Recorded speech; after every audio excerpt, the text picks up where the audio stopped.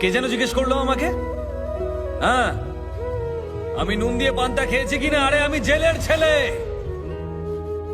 আমার নিঃশ্বাসে প্রশ্বাসে নুন রয়েছে। স্যার 1 কেজি টমেটোর দাম কত জানেন? বলুন তো, লবণ কত করে কিলো? নুন দিয়ে পান্তা ভাত খেয়েছেন?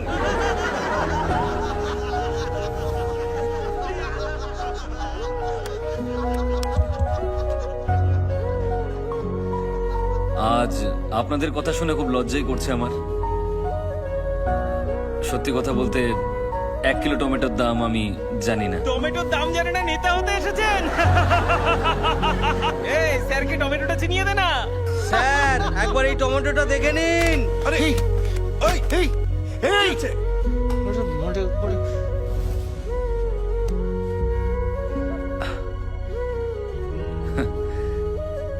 কিন্তু আমি আপনাদেরকে এই টমেটো নিয়ে একটা ক্রাইম স্টোরি শোনাতে পারি।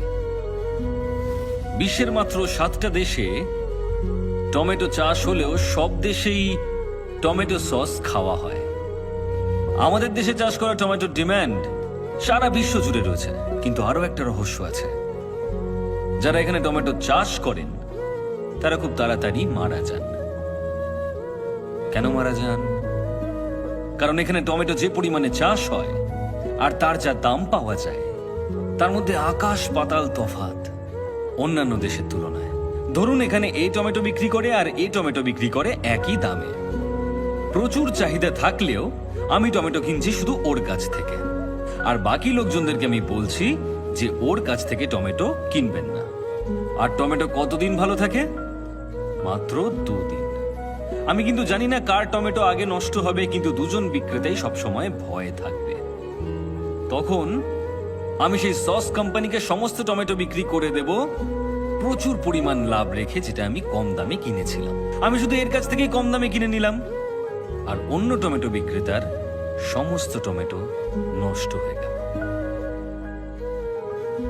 পৃথিবীর সমস্ত দেশে লোকজন টমেটো সস দিয়ে খাবার আনন্দ করে খান, কিন্তু আমার দেশের টমেটো বিক্রেতা না খেতে পেয়ে মারা যান।